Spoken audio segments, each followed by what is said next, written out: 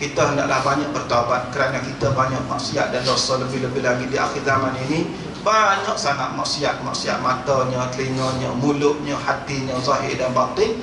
Maka dengan sebab itu kita kena banyak bertaubat, kerana dengan taubat itu hati kita akan bersih. Kalau kita buat dosa, kita tak bertaubat, hati kita akan bertambah titik hitam. Sebagaimana Rasulullah bersabda, innal abda idza aznaba dzamban, sesungguhnya seorang hamba itu apabila melakukan satu dosa, kana lahu nuqtatun saudaun fi qalbihi, nasya adalah titik hitam pada hatinya. Buat satu dosa akan jadi titik hitam pada hati. Fa idza astaghfara, apabila dia beristighfar, meminta ampun, saqula qalbuh, nasya hati dia akan jadi bersih balik. Wa idza zada, apabila dia bertambah melakukan maksiat, bertambahlah dosanya, sehingga akan menyebabkan dosa itu menjadi keras hati, iaitulah karat di atas karat, sebagaimana firman Allah Ta'ala, kalla bal rana ala qulubihim ma kanu yaksibun.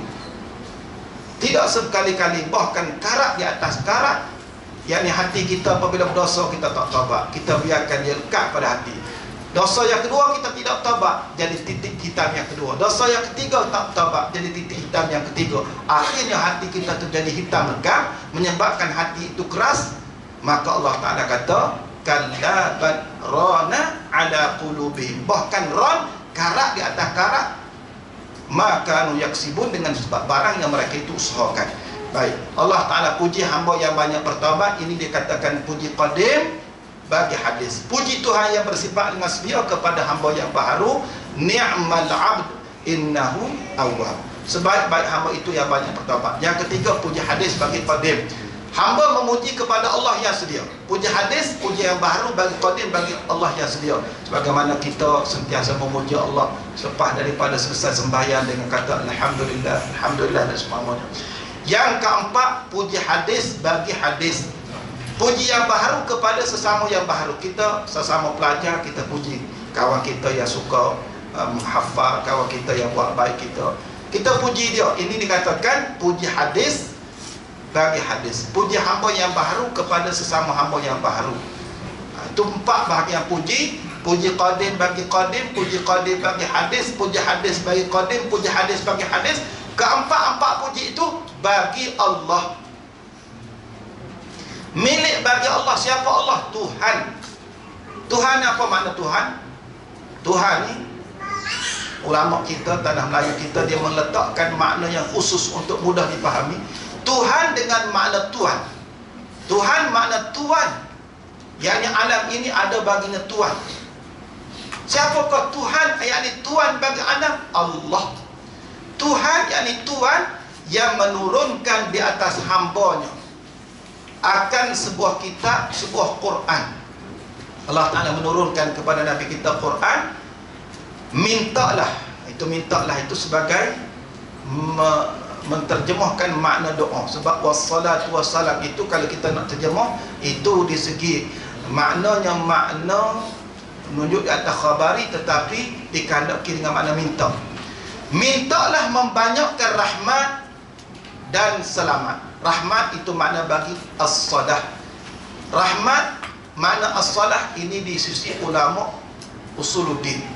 Kalau as-salah di sisi ulama fiqh, kita sebut dah as-salah, sebut ketika nak sembahyang akan diqamat, qad qamatis salatu, qad qamatis salah.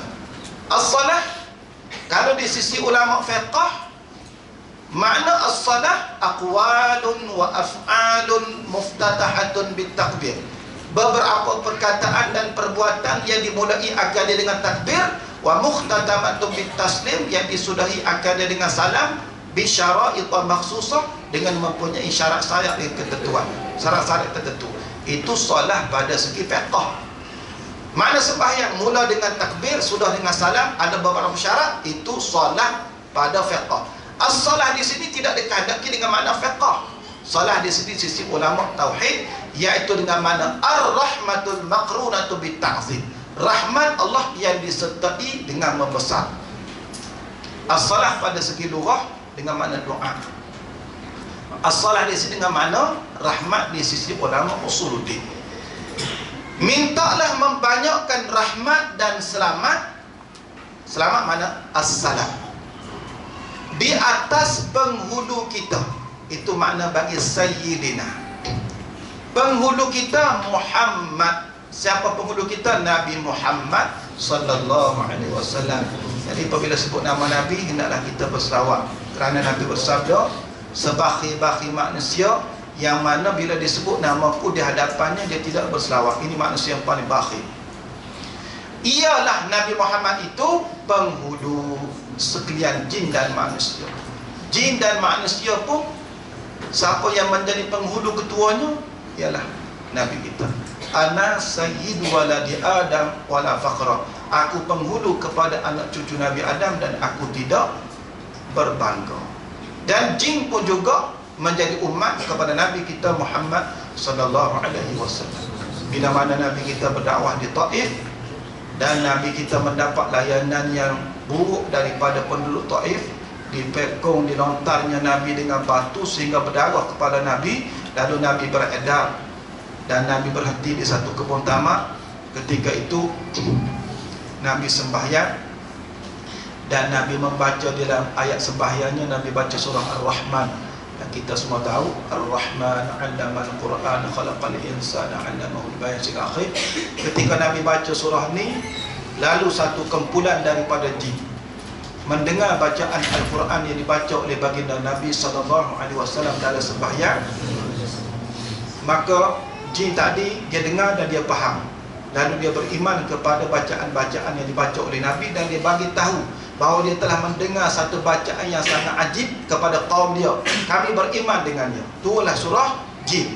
Surah Jin Allah Ta'ala berfirman, Allah Ta'ala menyebut, Qul uhiya ilayya annahu istama'a nafarun minal jinni faqalu inna sami'na qur'anan ajaba.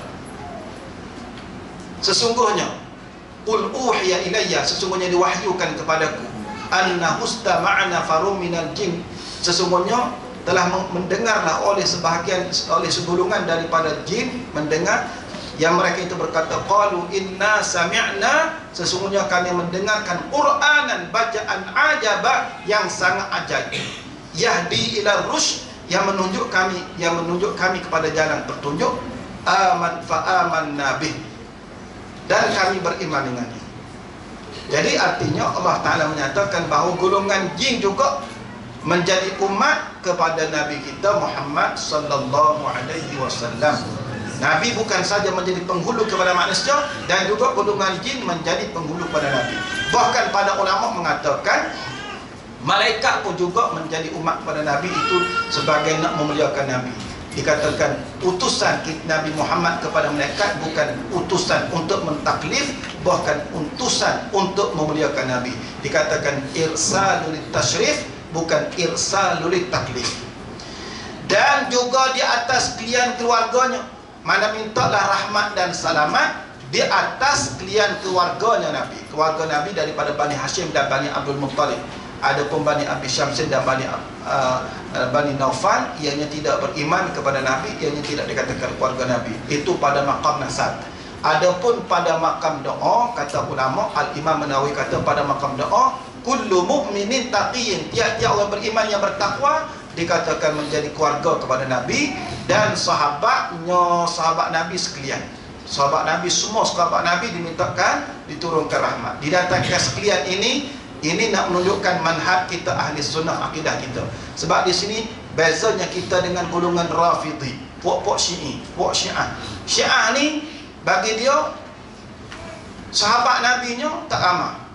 Antaranya Sayyidina Ali dan beberapa orang sahabat lagi. Hak lain tu Abu Bakar, Umar, Uthman, Hafsah, Aisyah, semuanya kufur belakang.